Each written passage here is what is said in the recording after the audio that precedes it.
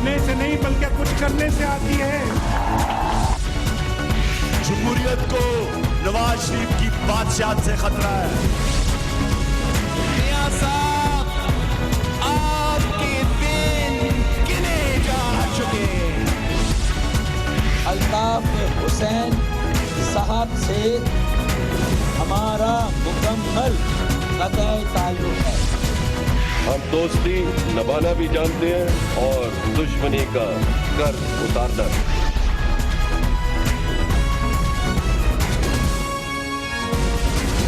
आप देख रहे हैं खबरों, तबसरों और तज्जियात पर मबनी पाकिस्तान का सबसे मोतबर न्यूज शो दुनिया, कामरान खान के साथ।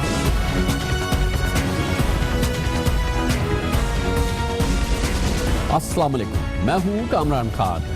कल अपने इस प्रोग्राम में हमने आपको तफसील से बताया था और उस पर उसका जिक्र किया था, उसका तज्जिया किया था हुकूमत का फैसला कि उसने यकमुश्त एक ही रात में अराकीन पार्लियामेंट की तनख्वाहों में दुगना तिगना इजाफा कर दिया था। वफाकी काबीना के अराकीन की तनख्वाहों में भी तकरीबन दुगना इजाफा कर दिया था, जो कि इंतहाई गैर मामूली अमल है, क्योंकि पाकिस्तान में सरकारी मुलाजमीन हो या दूसरे मुलाजमीन हो, इस अंदाज में तनख्वाहों में इजाफा इससे पहले देखने में कभी नहीं आया। और ये किया जाए उन लोगों के लिए जो कि दरअसल नुमाइंदगी करते हैं अवाम की, जिनको अवाम ने मुंतखब करके भेजा है, और यकमुश्त उनकी तनख्वाहों में तो इजाफा हो जाए, लेकिन अवाम की तनख्वाहों में या सरकारी मुलाजमीन की तनख्वाहों में किस किस्म का या इससे दूर दूर भी इसके करीब का कहीं इजाफा देखने में नहीं आए। कल के इसी प्रोग्राम में इसी मसले पे हमने आपको ख़ास तौर पे इस बात का गिला किया था कि अगर ये अराकीन पार्लियामेंट मौसर अंदाज में जाते रहें, मौसर अंदाज में आवाम की तर्जुमानी करते रहें, मौसर अंदाज में सवाल जवाब करते रहें, भरपूर तरीके से इजलास में शरीक होते रहें, तो शायद आवाम को इतना खल्क ना हो कि वो अपने अराकीन पार्लियामेंट को लाखों रुपए तनख्वाह दे और लाखों रुपए उनके महीने के सफ़र के अखराजात में, जिसमें उनको बिजनेस क्लास के 30 टिकट दे, जिसमें उनको रेलवे के एयर कंडीशन सफ़र का लाभ मुतनाही और कोई लिमिट का बगैर उनको इख्तियार दे, उस सफ़र का इख्तियार दे, उनके इंटरनेट के, उनके टेलीफोन के बिल दे, उनके नौकरों के बिल दे। ये तमाम बिल अवाम अपने ख़जाने से देने के लिए तैयार हो जाएंगे अगर सिर्फ उनके जो मुंतखब रहनुमा है वो मौसर अंदाज से असम्बली में जाएँ, अपनी हाज़िरी को यकीनी बनाएं, भरपूर अंदाज से सवाल करें और उनकी तर्जुमानी करें। लेकिन अफसोस सद अफसोस ये है कि ये अराकीन नहीं जाते हैं, और पिछला रिकॉर्ड हमने कल आपके सामने पेश किया था कि उनको तनख्वाह, ये मराहत, ये तमाम ऐश हुकूमती ख़जाने से, पाकिस्तान के टैक्स देने वालों की जानिब से जो कंट्रीब्यूशन है उस ख़जाने से तो मिल जाते हैं, लेकिन वो अपना काम नहीं करते, हत्ता कि उन्हें सिर्फ बराए नाम हाजिर होने की भी ज़रूरत नहीं है। अगर वो 10% भी उनकी हाज़िरी होगी, ना उनकी तनख्वाह में कोई कमी होगी, ना उनकी मराहत में कोई कमी होगी, ना ही उन पर कोई पाबंदी है कि वो एक मतलूबा हाज़िरी को यकीनी बनाएं। कल की ये बात थी, लेकिन आज ही उसका असर देखने में आ गया, उस रात के बाद, उस दिन के बाद, जबकि उनकी तनख्वाहों में 2 गुना, 3 गुना इजाफा हुआ था। अराकीन पार्लियामेंट की सेहत पे इस लिहाज से कोई असर नहीं पड़ा कि उन्होंने आज अपनी हाज़िरी को कोई भरपूर अंदाज से असम्बली में दिखाते हैं, लेकिन इस 200% इजाफे के मंजूरी के बावजूद आज कौमी असम्बली के अंदर इजलास में बेशतर अराकीन, आज मेजॉरिटी, एक बड़ी जो अक्सरियत है अराकीन की, वो गैर हाजिर थे, वो नहीं आए ऐवान में। आज भी आज के इजलास के दौरान कुछ ही अराकीन थे जो बैठे हुए नजर आए। मजमूई तौर पे पूरा कौमी असम्बली का हॉल आज खाली नजर आ रहा था। ये उस दिन था जब इन अराकीन की तनख्वाहों में दुगना तिगना इजाफा हुआ है। अराकीन पार्लियामेंट की कारकर्दगी पर निगाह रखने वाली नॉन गवर्नमेंटल ऑर्गेनाइजेशन एंड फाफन का कहना है कि आज कौमी असम्बली में अराकीन पार्लियामेंट की हाजिरी सिर्फ 7% थी। आज सिर्फ 7% अराकीन थे, जो इजलास के अख्ताम पर 16% हो गए, यानी कि गोया 93% अराकीन ऐसे थे जो सुबह नहीं थे, और कुल मिला के आज 84% हाजिरी अराकीन ऐसे थे जो आज असम्बली में नहीं आए। और ये मामूल का अमल है। आज 342 के ऐवान में इजलास के आगाज़ पर कुल मिला के 26 अराकीन बैठे हुए थे, जबकि इख्ताम पर ये बढ़ के 54 हो गए थे। और इस तरह से आपने देखा कि 300 के करीब अराकीन थे जो आज नहीं आए, और आज 84% अराकीन जब बेहतरीन परफॉर्मेंस थी उस वक्त नहीं थे, और सुबह के वक्त तो कुल मिला के 93% अराकीन नहीं थे। और कल हमने आपको बताया कि अराकीन पार्लियामेंट की तनख्वाहों में यकमुश्त हुकूमत ने रातों रात उनकी दुगनी तिगनी तनख्वाह कर दी है। अराकीन पार्लियामेंट हो, वुज़रा हों, और वो किस अंदाज से इस मुंतखब ऐवान को اس کو ٹریٹ کرتے ہیں, کس طرح سے وہ عوام کی ترجمانی کرتے ہیں. ہم تو بہت بولے کل بھی اور آج اس سلسلے میں اشارتاً اور شاید اتنے پرجوش انداز میں نہیں, لیکن بہرحال ہماری اس بات کی تائید کی قائد حزب اختلاف سید خورشید شاہ نے. پرائم منسٹر کی ٹوٹل حاضری 3.5 سال میں 11% ہے, اور بہت سے وزراء ہیں جن کی 13 ہے, کسی کی 18 ہے, کسی کی 19 ہے, اور لیڈر آف اپوزیشن کی حاضری جو ہے وہ 96% ہے. کیونکہ میں پارلیمنٹ کو سمجھتا ہوں کہ اس ملک کی عوام کی ترجمان ہے. ہمارا یہاں بیٹھنا, ہمارا یہاں یہ کوئی کلب نہیں ہے کہ ہم اس کے ممبر بن گئے, آئے بیٹھے, چائے پی, کافی پی, گیند کھیلی, پولو کھیلی اور پھر چلے گئے. اعداد و شمار بتا رہے ہیں کہ سید خورشید شاہ بالکل صحیح بات کر رہے ہیں, بلکہ اس سے بھی زیادہ ہوشربا ہیں وہ اعداد و شمار.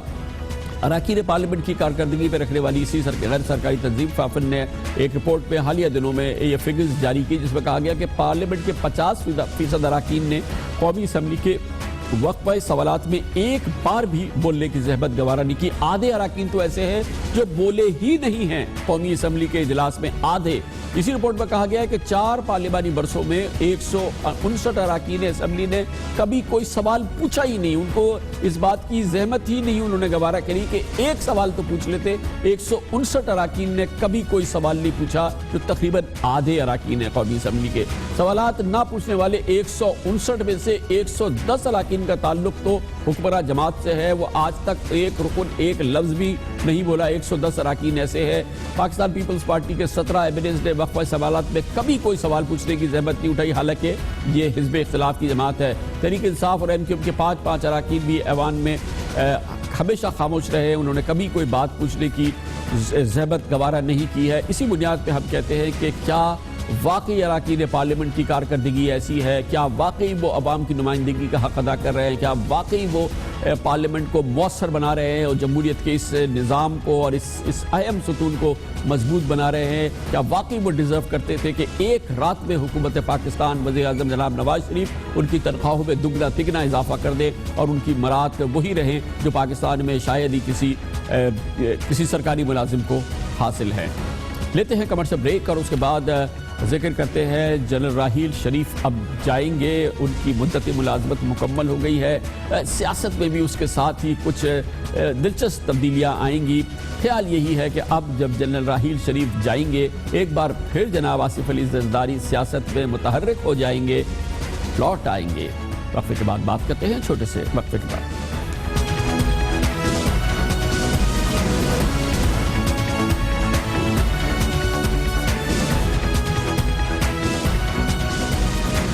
Chief of army staff general Raheel Sharif کی مدت ملازمت اب ختم ہونے کو ہے. کل 2-3 دن رہ گئے ہیں. ویسے تو تعلق نہیں ہونا چاہیے, لیکن واضح اس وقت اشارے ہے اور واضح طور پر یہ بات سامنے آ رہی ہے کہ chief of army staff general Raheel Sharif کی رخصتی کے بعد پاکستان کی سیاست میں بھی کچھ دلچسپ تبدیلی دیکھنے میں آئے گی. یہ بات 100% یقینی ہے کہ اب جبکہ جنرل راحیل شریف کی رخصتی ہونے والی ہے, وہ چیف آف آرمی اسٹاف کی حیثیت سے رخصت ہو رہے ہیں, پاکستان کی سیاست میں ایک اور اہم تبدیلی دیکھنے میں آئے گی. اور دلچسپ تبدیلی یہ ہوگی کہ پاکستان پیپلز پارٹی کے روح رواں جناب آصف علی زرداری, جو تقریباً 1.5 سال سے تقریباً سیاسی گمنامی میں ہیں, سیاست میں دوبارہ متحرک ہوں گے. وہ اب کسی بھی روز پاکستان واپس آنے والے ہیں اور ایک بار پھر پاکستان پیپلز پارٹی کی عملی قیادت سنبھالنے والے ہیں, اور اس کی بھرپور تیاریاں اب جاری ہیں. کس روز وہ واپس آئیں گے یہ فی الحال طے نہیں ہے, وہ دن اور تاریخ طے نہیں ہے, لیکن یہ طے ہے کہ بس اب آنے کا وقت آ گیا ہے, کیونکہ یہ بات جناب آصف علی زرداری اپنے ساتھیوں کو بھی کہہ چکے ہیں, اپنے ایک انٹرویو میں بھی کہہ چکے ہیں, اور اس قسم کی کئی اور تبدیلیاں بھی آنے والی ہیں. گو کہ اعلان نہیں اس کا کیا جا رہا, رہی جناب آصف علی زرداری اس کا ذکر کر رہے ہیں, لیکن یہ ضرور وہ اپنی نجی محفلوں میں کہہ رہے ہیں کہ میں کہہ رہا تھا کہ آپ لوگ چلے جائیں گے, ہم نے یہی رہنا ہے اور اسی رہنے کے مصداق وہ اب واپس آئیں گے اور پھر اپنی سیاسی متحرک زندگی کا سفر وہیں سے شروع کریں گے جہاں سے انہوں نے 1.5 سال قبل چھوڑا تھا، جب انہوں نے اسلام آباد میں ایک جوش و خروش سے بھرپور تقریر کی تھی اور فوجی قیادت کے حوالے سے اشاروں کنایوں میں بات کی تھی، مگر بہت ہی تلخ بات تھی جس کے کچھ عرصے کے بعد وہ ملک سے تشریف لے گئے اور آج تک نہیں آئے ہیں، لیکن اب آنے والے ہیں شاید ان کی کہی بھی بات، اپنی کہی بھی بات ثابت کرنے کے لیے بھی۔ پوری دنیا میں جب آپ کمزور ہو رہے ہو تو ہم آپ کے شانہ بشانہ کھڑے رہنا چاہتے ہیں۔ ہمیں پتہ ہے ملک کیا ہے، ہمیں پتہ ہے ملک کی قیمت کیا ہوتی ہے، ہم سمجھتے ہیں کہ دھرتی کیا ہے، ہم سمجھتے ہیں کہ ہم نے قربانیاں دی ہیں اور یہ ہماری آرمی ہے، یہ ہمارا انسٹیٹیوشن ہے۔ آپ نے 3 سال رہنا ہے، اس کے بعد آپ نے چلے جانا ہے، ہمیشہ کے لیے ہم نے رہنا ہے، تو ہمیں مت تنگ کرو۔ اگر ہمیں تنگ کرنے کی کوشش کی تو ہم آپ کی بھی اینٹ بجا دیں گے۔ دلچسپ بات یہ ہے کہ جناب آصف علی زرداری کی واپسی کی تیاری ہے اور ہم نہیں کہہ سکتے کہ 100% اس کا تعلق اس بات سے ہے کہ جنرل راحیل شریف کی مدت ملازمت مکمل ہو رہی ہے اور شاید اس بات کی امید ہو کہ مختلف معاملات کے حوالے سے فوج کے نئے سربراہ کی سوچ کیا ہوگی، ان کی فکر کیا ہوگی، ان کی سمت کیا ہوگی۔ اس بارے میں فی الحال ظاہر ہے کہ کوئی بات یقینی نہیں کی جا سکتی کیونکہ نئے سربراہ کا نام بھی ابھی سامنے نہیں آیا ہے۔ اسی حوالے سے ایک اور بات جو سیاست میں نظر آنے والی ہے اور وہ یہ کہ جناب آصف علی زرداری کو یہ امید ہے کہ اب بہت جلد ڈاکٹر عاصم حسین کی طویل نظر بندی اور ان کی قید ختم ہونے والی ہے۔ یہ بھی انہی دنوں میں ہونے والا ہے، آئندہ 1 سے 2 ہفتے کے اندر شاید ڈاکٹر عاصم حسین کی ضمانت ہو جائے۔ اسی وجہ سے جناب آصف علی زرداری نے انہیں پہلے ہی کراچی پاکستان پیپلز پارٹی کراچی کا سربراہ بھی بنا دیا ہے۔ وہ یہ امید کر رہے ہیں کہ جناب ڈاکٹر عاصم حسین اپنی رہائی کے بعد سیاست میں متحرک ہو جائیں گے، جو کہ اس سے پہلے وہ کبھی نہیں تھے، اور کراچی میں پاکستان پیپلز پارٹی کی باغ دوڑ سنبھالیں گے۔ یہ بھی انہی دنوں میں ہونے کی اطلاع ہے اور ڈاکٹر عاصم حسین کو کل ہی اس سلسلے میں کراچی پیپلز پارٹی کا سربراہ بنایا گیا ہے۔ دوسری جانب سوالات اٹھ رہے ہیں کہ کراچی کی نئی سیاسی قوتوں کا مستقبل کیا ہونے والا ہے، جس میں خاص طور پہ متحدہ قومی موومنٹ پاکستان شامل ہے جو کہ 22 اگست کے واقعات کے بعد سے اس نے ایک نئی شکل اختیار کی ہے، الطاف حسین سے لا تعلقی کا اعلان کیا ہے اور یہ پاکستان کی پارلیمنٹ میں اب بھی چوتھی بڑی سیاسی جماعت ہے اور اس کے جو رہنما ہیں اس حوالے سے سوالات اٹھ رہے ہیں کیونکہ جب سے انہوں نے الطاف حسین سے قطع تعلق کا اعلان کیا ہے، ان کے مقدمات جو ان پہ قائم ہیں یا ان کا جو تعاقب تھا قانون نافذ کرنے والے اداروں کی جانب سے وہ ختم ہو چکا ہے۔ جناب فاروق ستار کے پاس سیکیورٹی ہے، وہ مقدمات جن میں وہ مطلوب تھے ان میں ان کی گرفتاری کی کوئی کوشش نہیں کی گئی۔ وسیم اختر جن کے خلاف 39 مقدمات تھے، چند دنوں میں بہرحال اب ان کی ضمانت ہو چکی ہے، وہ واپس آ چکے ہیں اور یہ پوری سیاسی جماعت اس کے مستقبل کے حوالے سے بھی ابھی سوال ہے کہ دیکھتے ہیں آگے چل کے کیا ہوتا ہے۔ اور اسی طرح سے پاک سرزمین پارٹی کے بارے میں بھی بات کی جاتی ہے۔ دوسری جانب یہ بات بھی کی جا رہی ہے کہ دیکھتے ہیں کہ الطاف حسین کا جو میڈیا بلیک آؤٹ ہے، جو الطاف حسین کا مکمل طور پہ قطع تعلق ہے اس وقت پاکستان کی سیاست سے، کیا وہ بھی برقرار رہتا ہے یا نہیں۔ یہ کئی اہم معاملات ہیں مگر ان کا سب سے اہم تعلق ہے سندھ کی سیاست کے حوالے سے، رینجرز کا متحرک کردار اور رینجرز کا انتہائی راست کردار سندھ کے قانون امن و امان کے معاملات کے حوالے سے، اس کردار کو بھی دیکھنا ہے کیونکہ اس میں بھی جناب chief of army staff general Raheel Sharif کا براہ راست اور بھرپور کردار رہا ہے، اس پر بھی بات ہوگی۔ اب ہم لیتے ایک چھوٹا سا وقفہ جس کے بعد ہم ذکر کرتے ہیں، شاید آپ کو علم نہ ہو کہ آپ سمجھ رہے ہیں صدر ٹرمپ ہیں، امریکہ کے منتخب شخصیت، لیکن کیا آپ کو پتہ ہے کہ امریکی عوام نے زیادہ ووٹ براہ راست ہلری کلنٹن کو دیے تھے، ڈونلڈ ٹرمپ کو نہیں۔ امریکی جمہوریت کا یہ حسن ہے کیا، یہ آپ کو سمجھائیں گے چھوٹے سے وقفے کے بعد۔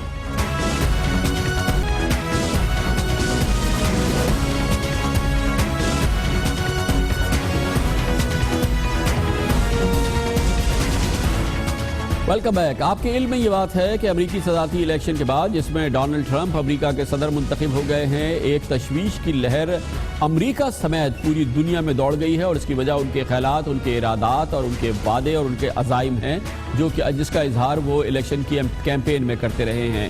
اگر آپ کو اب تک نہیں پتا تو آپ کو یہ پتا ہونا چاہیے، اور یہ بہت ہی امپورٹنٹ دلچسپ حقیقت ہے کہ امریکی صدارتی انتخابات کے حوالے سے براہ راست امریکی عوام نے زیادہ ووٹ دراصل ہارنے والی کینڈیڈیٹ ہلری کلنٹن کو دیے، نہ کہ ڈونلڈ ٹرمپ کو.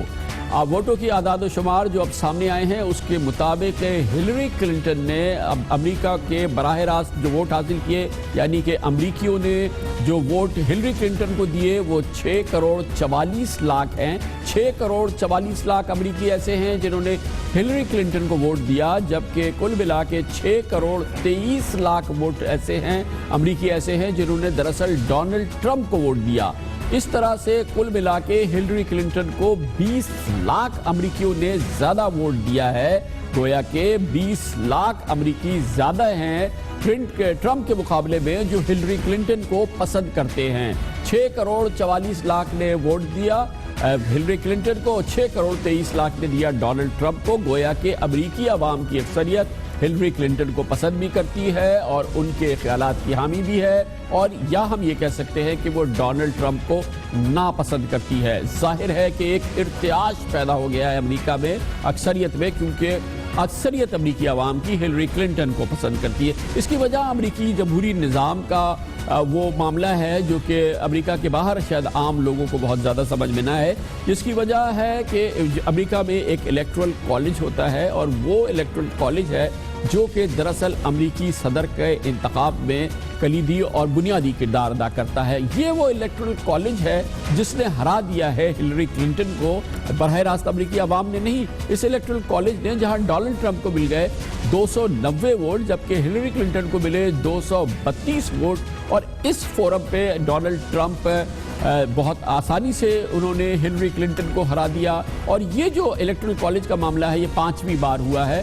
ہارنے والے امیدوار نے جیتنے والے امیدوار سے زیادہ ووٹ حاصل کیے، لیکن الیکٹرل کالج کی وجہ سے وہ ہار گیا. اس سے پہلے سن 2000 میں بڑا دلچسپ مقابلہ ہوا تھا جب ڈیموکریٹک پارٹی کے ایل گور نے جارج بش سے کہیں زیادہ ووٹ حاصل کیے تھے، کہیں زیادہ امریکیوں نے ایل گور کو ووٹ دیا تھا، لیکن جارج بش الیکٹرل کالج میں جیت گئے تھے اور پھر وہ 8 سال تک امریکہ کے صدر بھی رہے تھے. یہ ہے کیا؟ اور اس کے علاوہ یہ کہ امریکہ میں تشویش کیوں ہے، امریکہ میں تشویش کیوں ہے، پوری دنیا میں تشویش کیوں ہے، وہ کیوں بڑھ رہی ہے کہ ڈونلڈ ٹرمپ اپنے خیالات پر اب عملی جامہ پہنانے کے لیے عملی اقدامات کر رہے ہیں. ان تمام امور پہ بات کرتے ہیں، اور اس کے لیے ہمارے ساتھ موجود ہیں ہمارے نمائندے خصوصی شاہ زیب جیلانی. بہت بہت شکریہ شاہ زیب جیلانی صاحب. ہمارے ویورز کو پہلے تو یہ سمجھا دیجئے کہ براہ راست امریکیوں نے 6 کروڑ 44 لاکھ امریکیوں نے ہلری کلنٹن کو ووٹ دیا، 6 کروڑ 23 لاکھ نے ڈونلڈ ٹرمپ کو ووٹ دیا. زیادہ امریکی ہلری کلنٹن کو پسند کرتے ہیں، مگر وہ ہار گئی، ڈونلڈ ٹرمپ جیت گیا. یہ کیا ہے یہ سلسلہ؟ یہ امریکی انتخابی نظام میں تھوڑا سا پیچیدہ ہے. امریکہ میں بھی جب میں تھا میں اکثر لوگوں سے پوچھتا تھا، وہ خود بھی اس کو ایکسپلین نہیں کر پاتے تھے، لیکن میں کوشش کرتا ہوں. اس کو ایسے سمجھ لیں کہ ایک ہوتا ہے ڈائریکٹ الیکشن، دوسرا انڈائریکٹ. جو پاپولر ووٹ ہے وہ ڈائریکٹ ووٹ ہے، مطلب عام لوگ جب جاتے ہیں پولنگ اسٹیشن وہ اپنی ترجیح بتاتے ہیں. لیکن امریکہ میں جو چیز کاؤنٹ کرتی ہے وہ ہے الیکٹرل کالج، جو کہ انڈائریکٹ ووٹ ہے. اور یہ نظام اس لیے بنایا گیا تھا کہ امریکہ بہت بڑا ملک ہے، اس کے 4-5 ٹائم زونز ہیں. ریزلٹس اکٹھے کرنا آج سے 150-200 سال پہلے ایک مشکل ایکسرسائز تھی. تو انہوں نے کہا کہ جی ہر ریاست میں الیکٹرل کالج ہوگا، وہ آ کے ووٹ دیں گے، اور جب ساری ریاستوں سے ووٹ آ جائیں گے تو وہ طے ہوگا کہ کون پریزیڈنٹ بن رہا ہے. اب وہ نظام ایسا ہے کہ الیکٹرل کالج میں اگر آپ کئی ریاستوں سے تھوڑے سے مارجن پہ آپ جیت کے آئیں تو آپ پوری ریاست آپ جیت لیتے ہیں. لیکن اگر آپ نے چند ریاستوں سے پاپولر ووٹ بہت زیادہ لیا ہو، بھاری اکثریت سے لیا ہو، جیسے کلنٹن نے لیا ہے، تو اس کا فرق نہیں پڑتا. تو اسی نظام کے بارے میں خود ڈونلڈ ٹرمپ نے آج سے کچھ سال پہلے کہا تھا کہ یہ بہت ہی فرسودہ نظام ہے، یہ الیکٹرل کالج کا سسٹم جو ہے یہ ڈیموکریسی پہ ایک بہت بڑا دھبا ہے.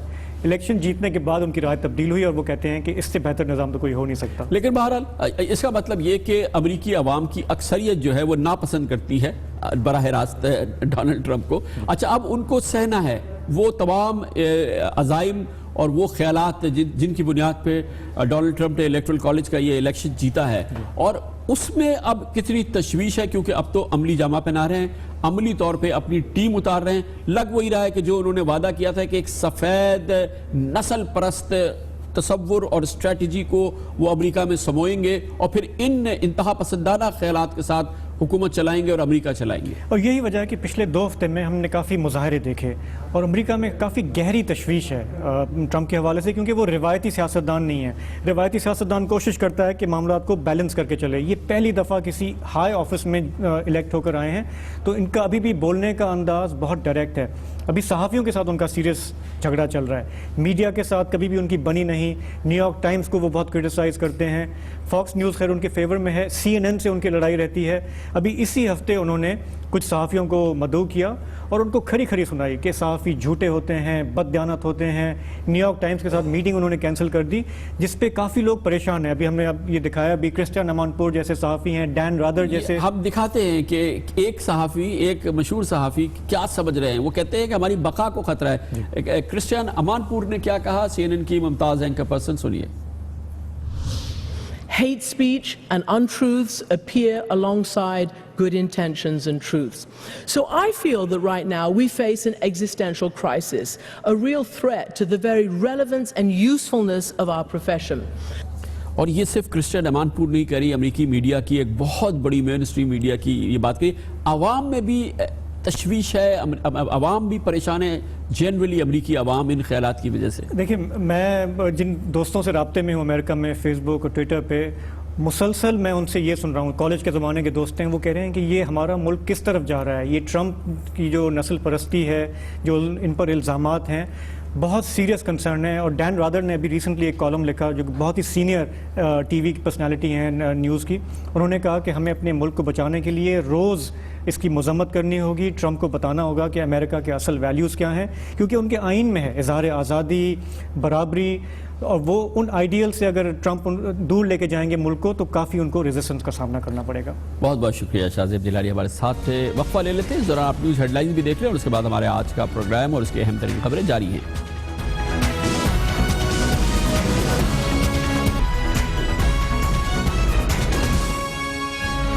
آپ دیکھ رہے ہیں خبروں، تبصروں اور تجزیات پر مبنی پاکستان کا سب سے معتبر نیوز شو دنیا، کامران خان کے ساتھ.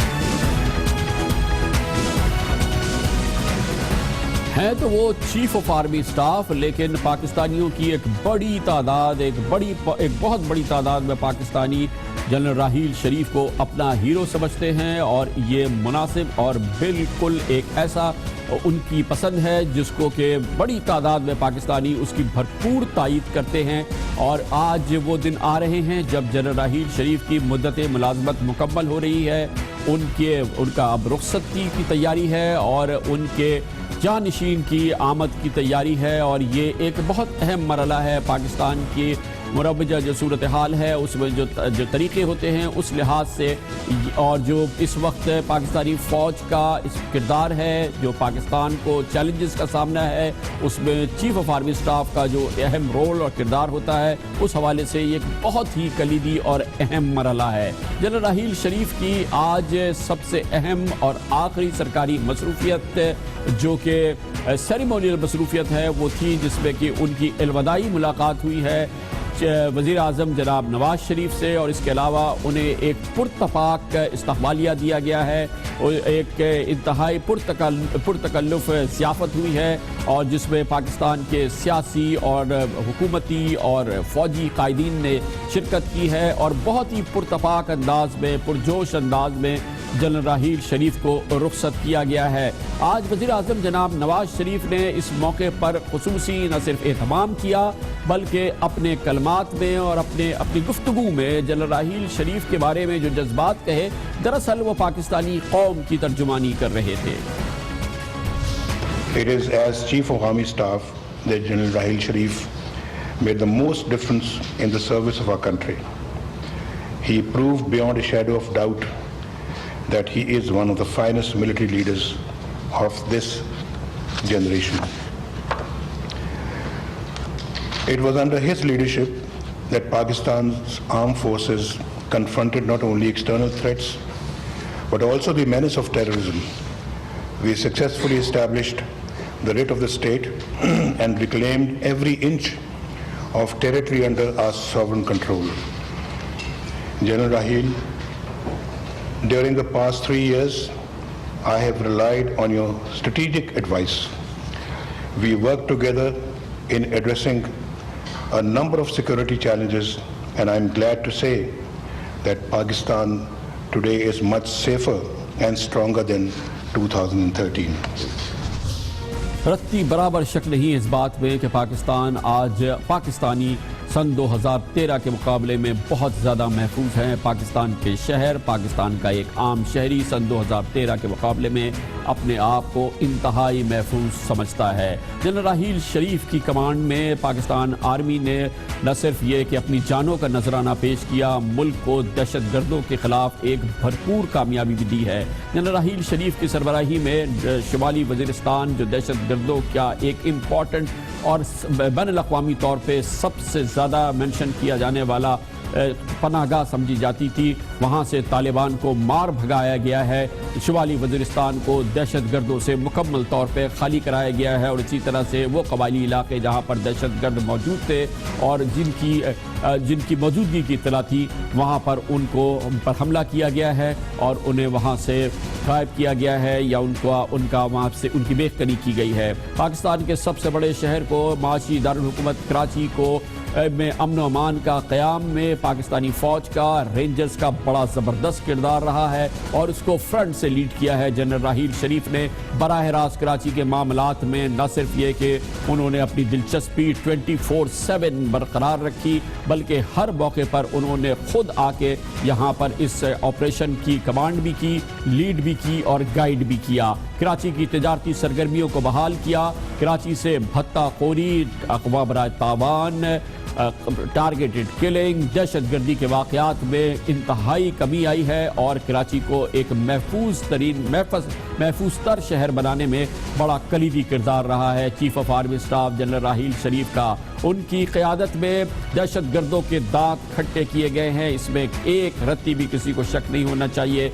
दहशत गर्दों पर हमले किए गए, उनको उनकी पनाहगाहों में हलाक किया गया, उनको पकड़ा गया और फिर जनरल राहील शरीफ की बराह रास्त एफर्ट से मुल्क में फौजी अदालतों का क़याम हुआ। दहशत गर्दों को फौरी तौर पे गिरफ्तार करके उनके खिलाफ मुकदमा चला के उनको सजाएं दी गई। 136 दहशत गर्दों को फांसियों की सज़ा फौजी अदालतों ने दी और इसकी तौसीक जनरल राहील शरीफ ने की। इसके अलावा जनरल राहील शरीफ ने बैनुल-अक़वामी फ्रंट पर पाकिस्तान की दहशत गर्दी की इस जंग के अलावा, जो कि पूरी दुनिया की फ़ौजों ने उसको तस्लीम किया, पाकिस्तान का एक इंडिपेंडेंट जो पोस्चर होना चाहिए खित्ते के हालात के लिहाज से, सिक्योरिटी हालात के लिहाज से, उसमें सबसे बुनियादी किरदार जनाब जनरल राहील शरीफ ने जो अदा किया। उसमें हमने देखा कि अमरीकी फ़ौज पे इन्हिसार, अमरीकी अफवाज के कमांडर्स के साथ जो मामूल की मुसलसल मुलाकातें होती थी और जो असर नज़र आता था या शिकायतों के जवाब देते नज़र आते थे, जनरल राहील शरीफ ने उस हवाले से दूरी इख्तियार की और राब्ता महदूद नज़र आया अमरीकी कमांडर्स के साथ जनरल राहील शरीफ के दौर में। लेकिन जिसमें मिसाली इजाफा हुआ, जो ताल्लुकात में भरपूर इजाफा देखने में आया, वो पाकिस्तान की चीन से, हिमालय से ऊंची दोस्ती का अमली नमूना हुआ। इसमें बड़ा मजबूत और बराह रास्त किरदार अदा किया जनरल राहील शरीफ ने, जिन्होंने बीजिंग के कई दौरे भी किए और ख़ास तौर पे पाकिस्तान चीन इक़्तिसादी राहदारी मंसूबे को पाकिस्तानी फ़ौज की हिकमत अमली में वो दर्जा दे दिया जो कि पाकिस्तान के न्यूक्लियर प्रोग्राम का है और ये इसका भी एक क्रेडिट जनरल राहील शरीफ को जाता है। उन्होंने ओपनिंग में पाकिस्तान के रूस के साथ अस्करी ताल्लुकात की ओपनिंग में भी जनरल राहील शरीफ ने एक बड़ा बुनियादी और नया किरदार और अमली किरदार पेश किया है, जिसके असरात नज़र आना शुरू हो गए हैं। जनरल राहील शरीफ की क़यादत को ये एजाज़ भी हासिल हुआ है और जैसे कि उन्होंने दहशत गर्दों को और दहशत गर्दों के स्पॉन्सर को चैलेंज किया। पहली बार पाकिस्तान में कोर कमांडर्स के लेवल पर और चीफ ऑफ आर्मी स्टाफ के लेवल पर रॉ को ललकारा गया। रॉ को न सिर्फ ललकारा गया बल्कि पूरी दुनिया के सामने और पाकिस्तानियों के सामने सबूत पेश किया गया। रॉ के एक अहल सर्विस ऑफिसर को पकड़ा गया। कुलभूषण यादव की गिरफ्तारी एक इंतहाई गैर मामूली अमल थी और पाकिस्तानी फ़ौज के चीफ ऑफ आर्मी स्टाफ ने कई मौक़ों पर रॉ का नाम लेके बताया कि वो किस तरह से पाकिस्तान में दहशत गर्दी कर रही है, पाकिस्तान को डिस्टेबलाइज कर रही है और फिर उस हवाले से अमली इक़दामात भी हुए, जैसा कि मैंने आपको बताया। را کے ایک حاضر سروس آفیسر کی گرفتاری ایک انتہائی بڑا اور بہت ہی قابل ذکر کامیابی تھی۔ فوج میں اکاؤنٹیبلٹی کے حوالے سے جب پورے ملک میں احتساب کی بات ہو رہی تھی، جنرل راحیل شریف نے وہ کیا جو کہ اس سے پہلے دیکھنے میں نہیں آیا۔ ایک جانب ان کی براہ راست اجازت سے سابق chief of army staff general Kayani کے بھائیوں کے خلاف کرپشن کے حوالے سے بھرپور تحقیقات ہوئی اور نیب کو اس بات میں کوئی مزاحمت کا سامنا نہیں کرنا پڑا۔ اس تحقیقات میں وہ جو جنرل اشفاق پرویز کیانی کے بھائیوں کے حوالے سے کر رہی تھی، پہلی بار جنرل راحیل شریف نے ہی اجازت دی نیب کو کہ ایک ڈیفنس ہاؤسنگ اتھارٹی کے ایڈمنسٹریٹر کو گرفتار کیا گیا، اس کے سیکرٹری کو گرفتار کیا گیا۔ اس کے علاوہ فوج کے سابق افسروں پر جن پر کرپشن کا الزام تھا، جس میں کہ خاص طور پہ ایف سی سے منسلک کرپشن میں ملوث اہلکار تھے، ان کو براہ راست سزا دی گئی اور اس کی باقاعدہ تشہیر کی گئی۔ یہ بھی جنرل راحیل شریف کو ہی اس کا کریڈٹ جاتا ہے۔ یہ وہ معاملات ہیں جو کہ ظاہر ہے کہ جنرل راحیل شریف کو ممتاز بنایا ہے اور جس کی بنیاد پر آج جناب وزیر اعظم نواز شریف نے کہا کہ وہ اپنے اس دور کے مایہ ناز فوجی کمانڈرز میں سے ایک ہیں۔ پوری دنیا میں جو اس وقت مایہ ناز فوجی کمانڈرز ہیں اس میں یقینی طور پہ جنرل راحیل شریف کو ایک بڑا ممتاز مقام حاصل ہے۔ پاکستان کے موجودہ سیاسی صورتحال میں بھی انہوں نے بہت بھرپور کردار ادا کیا ہے، گو کہ خالصتاً سیاسی معاملات تھے۔ مثال کے طور پہ 2014 کا دھرنا تھا جس نے اسلام آباد کو پیرالائز کیا ہوا تھا، اور پھر ایک صورتحال ایسی بنی کہ جنرل راحیل شریف کو ایک ثالثی کا کردار ادا کرنا پڑا، جس کے نتیجے میں حکومت اور عمران خان کے درمیان ڈیڈ لاک ختم ہوا اور ایک عدالتی کمیشن بنا 2013 کے الیکشن کی تحقیقات کرنے کے حوالے سے۔ یہ ایک بہت اہم کردار تھا جو جنرل راحیل شریف نے ادا کیا۔ فوج کے امیج کے حوالے سے بھی جو کہ سن 2013 میں کافی کشیدہ نظر آتا تھا، جنرل راحیل شریف نے فرنٹ سے اس کو بھی لیڈ کیا اور آئی ایس پی آر کو اس سلسلے میں مزید متحرک کیا، فعال کیا، اور آئی ایس پی آر نے پاکستانی عوام کے نزدیک پاکستانی فوج کے امیج میں نہ صرف اس کو بھرپور طریقے سے ریسٹور کیا بلکہ اس حوالے سے جنرل راحیل شریف کو بھی ان کا جائز مقام ملا، اور پاکستانی عوام کے حوالے سے پاکستانی عوام میں اپنے چیف آف آرمی اسٹاف پر اور اپنے سب سے اہم اپنے فوج کے ادارے پر اعتماد میں اضافہ ہوا ہے۔ اب وہ وقت آ گیا ہے، جنرل راحیل شریف کا دور چیف آف آرمی اسٹاف اختتام کی جانب بڑھ رہا ہے۔ اب وقت آ گیا ہے کہ مورخ تاریخ لکھے، ان کی خدمات پر، ان کے 3 سال پر انڈیپینڈنٹ اس کا تجزیہ کیا جائے، آزاد انداز سے اس پر تبصرہ کیا جائے اور آزاد انداز سے تاریخ میں جنرل راحیل شریف کا مقام تلاش کیا جائے۔ یہ عمل شروع ہو رہا ہے جس میں ہم اس پروگرام میں بھرپور شرکت کریں گے۔ آج اس کے لیے ہم نے اس عمل کو آغاز کرنے کی دعوت دی ہے پاکستانی فوج کے حالیہ سالوں میں ریٹائر ہونے والے ایک ممتاز lieutenant general retired Tariq Khan کو ہمیں جوائن کر رہے ہیں اپنے آبائی ضلع ٹانک سے۔ وہ پاکستانی فوج کے سابق کور کمانڈر بھی رہے ہیں، منگلا میں انہوں نے کمانڈ کی کور، اس کے علاوہ وہ انسپیکٹر جنرل ایف سی بھی رہے ہیں اور ممتاز کور کمانڈر رہے ہیں۔ بہت بہت شکریہ جنرل صاحب، آپ نے ہمیں جوائن کیا۔ جنرل صاحب فرمائیے گا، آپ کیا سمجھتے ہیں، پاکستانی قوم دیکھ رہی ہے کہ نومبر 2013 کے پاکستان میں سیکیورٹی ماحول کے حوالے سے نومبر 2016 کے پاکستان میں کیا فرق ہے؟ دیکھیں جی، بات یہ ہے کہ میں تو جنرل پرویز مشرف کے ساتھ بھی تھا، جنرل کیانی کے ساتھ بھی تھا اور جنرل راحیل کے ساتھ بھی میں نے اپنا آخری سال گزارا تھا ریٹائرمنٹ سے پہلے۔ جنرل پرویز مشرف کے وقت پر تو 9/11 ہوا اور یہ ایک ٹیررزم کا ماحول تھا۔ لوگ سمجھتے ہیں کہ ٹیررزم پاکستان میں 9/11 کے بعد شروع ہوا، لیکن یہ اس سے بہت پہلے تھا اور اس کی بہت مثالیں ہیں، اور کافی جانیں ضائع ہوئی 9/11 سے پہلے بھی پاکستان میں۔ وہ ایک اور ٹائم تھا جس پہ امریکہ کے ساتھ ڈیل کرنا تھا جنرل پرویز مشرف نے، اور پھر یہ آپریشنز کے لیے تیاری بھی کرنی تھی۔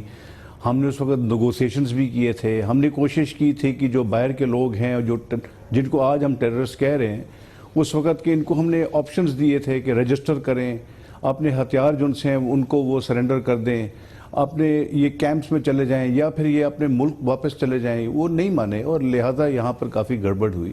یہ اس کے زمانے میں تھا اور میں تو اس وقت بھی انوالو تھا۔ پھر اس کے بعد جنرل کیانی آئے تو جنرل کیانی کے وقت پر تو آئیڈینٹیفائی ہو گیا کہ کیا کرنا ہے ہم نے، اور انہوں نے 48,000 اسکوائر کلومیٹرز کا علاقہ جو سا تھا اس کو ایئر مارک کیا۔ یہ دیر، باجوڑ، خیبر، بنیر، ساؤتھ وزیرستان، نارتھ وزیرستان، خیبر کا جو سا علاقہ ہے، اورگزائی کا علاقہ ہے، کرم کا علاقہ ہے، یہ سارے آئیڈینٹیفائی ہوئے اور 48,000 اسکوائر کلومیٹرز میں سے 35,000 ہم نے کلیئر کر دیا. باقی رہ گیا نارتھ وزیرستان. اس کی وجوہات کچھ اور ہیں اور نارتھ وزیرستان ابھی یہ ضرب عضب میں یہ کلیئر ہوا، لیکن ضرب عضب اس سے بہت بڑا ہے، صرف نارتھ وزیرستان کی کلیئرٹی کی بات نہیں ہے، اس میں اور بھی چیزیں کلیئر کرنی تھی اور کر رہے ہیں. لہٰذا یہ ایک کنٹینیوس پروسیس ہے. میں اس لیے کہہ رہا ہوں کہ یہ ایک چیف آف آرمی اسٹاف اور دوسرے چیف آف آرمی اسٹاف کے درمیان میں کمپیریزن کا مسئلہ نہیں ہے جتنا ایک ماحول کا مسئلہ ہے جو 9/11 کے بعد شروع ہوا ہے اور یہ اسی طریقے سے یہ انفولڈ ہوا. جنرل صاحب، ہم نے تفصیل سے جنرل راحیل شریف کی جو خدمات ہیں جو کہ انہوں نے ڈیلیور کیا ہے اس کا ذکر کیا. یہ فرمائیے گا کہ اپنے جانشین کے لیے جنرل راحیل شریف کا کیا کچھ انفنشڈ ایجنڈا بھی رہ گیا؟ کچھ کام ایسے ہیں جو کہ مکمل نہیں ہوئے ہیں اور وہ جنرل راحیل شریف سے پھر آگے بڑھ جائیں گے ان کے جانشین کی جانب؟ ان کی وہ انٹرے کیا ہے جو کہ منتقل ہو جائے گی اب ان کے جانشین کی جانب؟ کیا کام ہے جو وہ چھوڑ کے جا رہے ہیں؟ پاکستان افغانستان ریلیشنز ہوں گے، لائن آف کنٹرول اور پاک انڈیا کے جو اس وقت کنڈیشنز ہیں وہ ایک ہوگا، اور سی پیک. یہ تین میں سمجھتا ہوں سب سے کرٹیکل چیزیں ہیں جو نئے آرمی چیف کو ہینڈل کرنا پڑے گا. تین چیزیں ہیں جو ہینڈل کرنی ہوگی. آپ کے خیال میں اس میں نئے آرمی چیف کی سوچ شامل ہوگی یا یہ کہ پالیسی کا تسلسل ہم دیکھیں گے؟ کیا آپ سمجھتے ہیں؟ ہاں کامران، دیکھیں یہ جو میں بات کر رہا ہوں یہ ان کے پاک افغانستان ریلیشن اور پاک انڈیا ریلیشن اور سی پیک، یہ میں پولیٹیکل یا ایڈمنسٹریٹو لحاظ سے میں بالکل نہیں کہہ رہا. میں اس میں جو ملٹری رول ہے جیسے لائن آف کنٹرول پر یا پاک افغان بارڈر پر اور سی پیک کی سیکیورٹی اور پروٹیکشن، اس لحاظ سے وہ ہوگا. اور جی ایسی ہے، نیا جو چیف آئے گا وہ اسی کو آگے چلائے گا اور انہی چیزوں کو جو ہے وہ کوشش کرے گا کہ صحیح طریقے سے قابو کرے. لیکن جنرل صاحب یہ تو ہم نے ہمیشہ دیکھا ہے کہ نیا چیف آتا ہے، obviously وہ ایک نئی ٹیم لاتا ہے، اپنی نئی سوچ لاتا ہے، نئی سمت لاتا ہے، نئے ڈائریکشن لاتا ہے، نئی اپنی سکلز کے طور پہ استعمال کرتا ہے، نئے آئیڈیاز ہوتے ہیں اور وہ چھاپ نہیں ہوتا. جنرل کیانی جنرل مشرف کی چھاپ نہیں تھے، جنرل راحیل شریف جنرل کیانی کی چھاپ نہیں تھے. تو ہم یہ تصور کر سکتے ہیں، جانتے ہیں ہم کہ جو آنے والے چیف آف آرمی اسٹاف ہوں گے وہ جنرل راحیل شریف کی چھاپ نہیں ہوں گے. اس لیے تسلسل تو ہوگا لیکن اس میں سمت کا اور انداز کا تو فرق آ سکتا ہے نا. کامران وہ یہ ایک اوپینین ہو سکتا ہے، لیکن جو کرٹیکل ایشوز ہیں دیکھیں آپ سی پیک لے لیں. سی پیک تو جنرل پرویز مشرف کے زمانے سے شروع ہوا تھا اور انہوں نے اس کو آگے لے کر گئے تھے. پھر جنرل کیانی نے تو این ایل سی کے شیئر بکوا دیے. انہوں نے کہا کہ بیچیں اس کو، دے دیں چائنیز کو تاکہ ان کو زیادہ کنٹرول ملے. تو انہوں نے بھی اس کو آگے پروموٹ کیا. تو اسی طریقے سے یہ کنٹینیوٹی ایک رہتی ہے. ابھی یہاں پر ہیومن بینگز ہیں، ایک پرسنالٹی ہوتا ہے، ایک انداز ہوتا ہے، ایک گروپ ہوتا ہے کسی ایک کمانڈر کا. اس میں تو لازمی بات ہے ہر ایک کا اپنا اپنا ایک سٹائل ہوگا. لیکن جہاں تک یہ کرٹیکل ایشوز ہیں ہندوستان کے ساتھ ابھی اس وقت تو کوئی چیف آف آرمی اسٹاف دوستی نہیں کرے گا. وہ تو کنٹینیوٹی رہے گی، انمیٹی رہے گی. افغانستان کے بارڈر کے اوپر تو ہمارا ایک کرٹیکل ایک مسئلہ ہے، وہ بھی ہر چیف اس کو کنٹرول کرنے کی کوشش کرے گا. لہذا یہ تین کرٹیکل چیزیں ہیں جس کے اندر regardless of the personality and style یہ چیزیں جو ان سے اگنور نہیں ہو سکتی نہ چینج ہو سکتی ہیں. یہ امپورٹنٹ بات آپ نے کی کہ چیف آف آرمی اسٹاف جو جنرل راحیل شریف کا جانشین ہوگا وہ بھارت کے ساتھ دوستی نہیں کرے گا، وہ اس کی بات نہیں کرے گا. افغانستان کی موجودہ صورتحال کے حوالے سے کوئی کمپرومائز اس وقت نہیں ہوگا. یہ ظاہر ہے کہ بہت امپورٹنٹ بات ہے.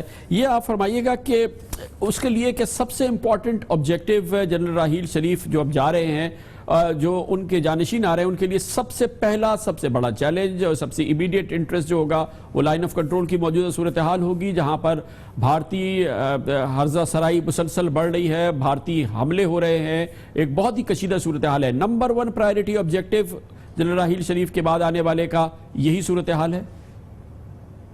بالکل، میں کامران سمجھتا ہوں کہ ابھی اس وقت جو سب سے زیادہ کرٹیکل ایشو ہے وہ ہے جو line of control per instability ہے اور انڈین ایگریشن جو ہے ہر جگہ پر انہوں نے شروع کیا ہوئے، ہر ماحول کے اندر وہ اس ماحول کو بگاڑنا چاہتے ہیں.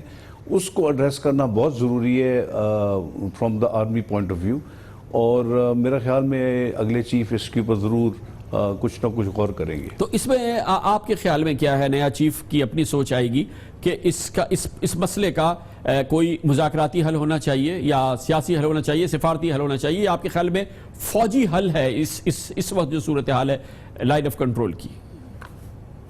کامران ہر ایک فیلڈ کو ایکسپلور کر سکتے ہیں, ہر ایک لائن کو اڈاپٹ کر سکتے ہیں, بیک ٹریک بھی کر سکتے ہیں, پولیٹیکل بھی کر سکتے ہیں, لیکن ایک حقیقت ہے اس کو ہم کو دیکھنا پڑے گا. بائی لیٹرل ڈسکشنز اگر ہوں تو انڈیا بیک آؤٹ کر جاتا ہے, اگر ریجنل کوئی چیز ہو جیسے سارک اس کو سکٹل کر دے گا, کوئی پولیٹیکل انیشیٹو ہو اس کو انڈیا وہ آگے نہیں جانے دیتا.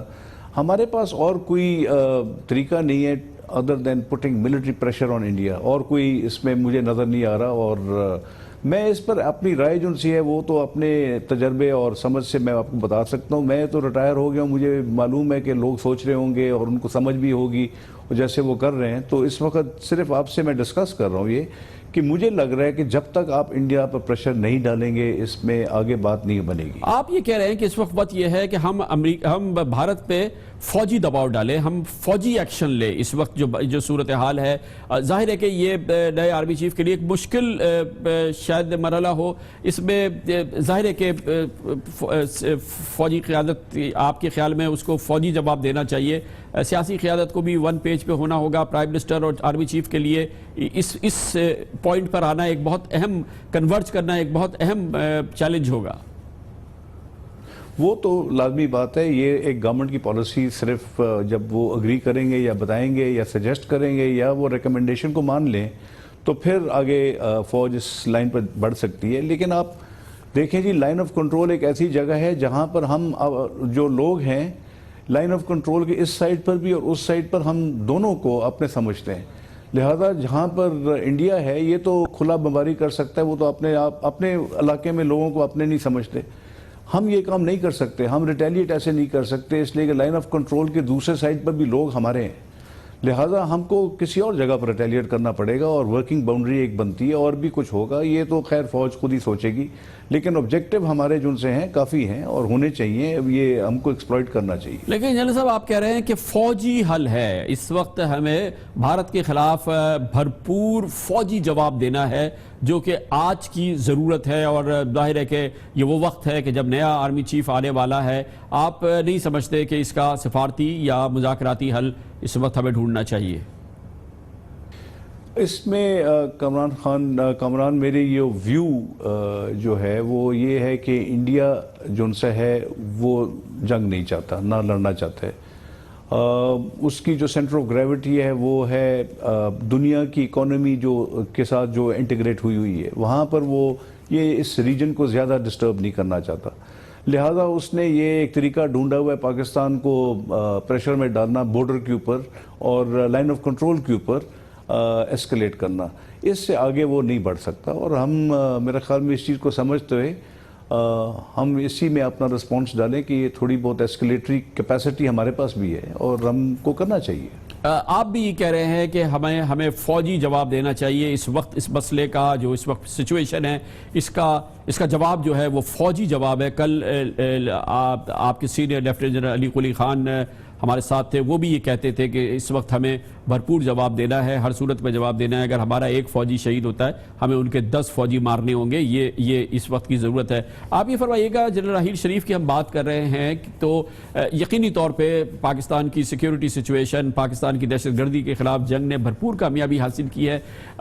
کراچی بہت بہتر ہو چکا ہے, شمالی وزیرستان آزاد ہو چکا ہے, لیکن ایک عزم تھا جنرل راحیل شریف کا, ایک بہت بڑا عزم تھا, بڑی ان کی ایفرٹ تھی کہ سن 2016 جو ہے وہ دہشت گردوں کا پاکستان میں آخری سال ہو, مگر لگ نہیں رہا کہ یہ ایسا ہونے والا ہے. اور لگتا یہ ہے کہ یہ دہشت گردی کی خلاف جنگ جو ہے اس کا آخری سال نہیں ہے. نئے آرمی چیف نے جو کہ پیر سے اپنا عہدہ سنبھالیں گے, اور ان کے لیے دوسرا مرحلہ یہ پھر اس دہشت گردی کے خلاف جنگ کا تسلسل ہوگا. بالکل کامران, یہ جو وار آن ٹیرر پاکستان کے لیے, اس کو میں سمجھتا ہوں کہ جہاں پر ہم ہیں اس وقت یہ ایک کیومولیٹیو افیکٹ ہے. کیومولیٹیو یعنی کہ جس نے بھی جو کچھ جہاں پر بھی کیا اسی کی بنیاد کے اوپر ہم نے پھر اگلا فیز, اگلے مرحلے پر ہم گئے. اس وقت جو 3 سال جنرل راحیل نے گزارے اس میں ایک بہت بہتری آئی ہے, لیکن ہے کیومولیٹیو افیکٹ.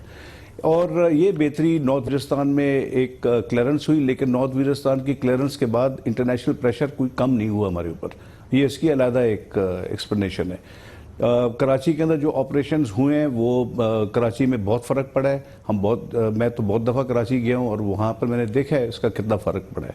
اس میں آبویسلی ہماری اکانومی پر بھی فرق پڑے گا، لیکن جو اس کا جو کنکلوژن ہے وار آن ٹیرر، اس کے لیے تو بہت سال لگیں گے. ایسے آسانی سے نہیں ہوگا. ساؤتھ پنجاب میں آپریشنز کرنا بہت ضروری ہے. اس کو پولیٹیسائز کر کے اگر ہم بیٹھے رہیں تو یہ اور خراب ہو جائے گا. ساؤتھ پنجاب میں آپ کہہ رہے ہیں کہ آپریشن کرنا ہوگا، اور اب جنرل راحیل کے دور میں تو نہیں ہوا، لیکن ان کے جو جانشین ہیں ان کو کرنا پڑے گا. پھر اس کے لیے ظاہر ہے کہ یہ بہت ہی سینسٹیو پروونس ہے، میجورٹی پروونس ہے، مسلم لیگ نون کا گڑھ ہے یہاں پر. مگر ایک اور صورتحال ہے، بار بار یہ تو کہا جاتا ہے کہ فوجی آپریشن کی ضرورت ہے پنجاب میں، لیکن اوور آل اگر آپ دیکھیں تو پنجاب کے میں ٹیررزم کی صورتحال کوئی بہت زیادہ سنگین نہیں ہے. وہاں کے حالات الحمدللہ دہشت گردی کے حوالے سے اتنے زیادہ خراب نہیں ہیں. فرقہ وارانہ دہشت گردی تقریباً ختم ہو چکی ہے. پھر بھی کیوں آپ کہتے ہیں کہ آپریشن ہونا چاہیے وہاں پہ؟ دیکھیں جی، یہ وہاں پر پنجاب میں تو چلیں سچویشن کوئی بہتر ہوگا، لیکن اگر آپ کچھ پچھلے مہینے میں آپ دیکھیں تو وہاں پر ٹارگٹ کلنگ شروع ہو گئی ہیں جو کہ پہلے کبھی بھی نہیں تھی. لیکن اس کے باوجود آپ پنجاب ایک سینٹر ہے جہاں سے باہر آپریشنز ہو رہے ہیں، دوسرے پروونسز میں ہو رہے ہیں، اور دوسرے پروونسز کے اندر ایشو ہے، اور یہ ایک سیف ہیون بنتا جا رہا ہے.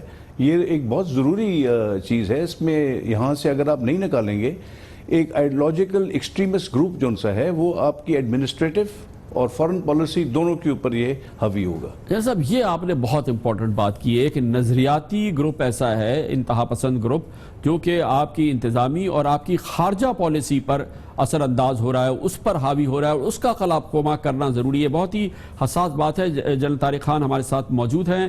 ہماری گفتگو جاری رہے گی. جنرل راحیل شریف کا دور، چیف آف آرمی سٹاف، ان کے آنے والے کے لیے کیا مسائل، ان سب پہ گفتگو. ایک چھوٹے سے وقفے کے بعد جنرل طارق خان ہمارے ساتھ موجود ہیں.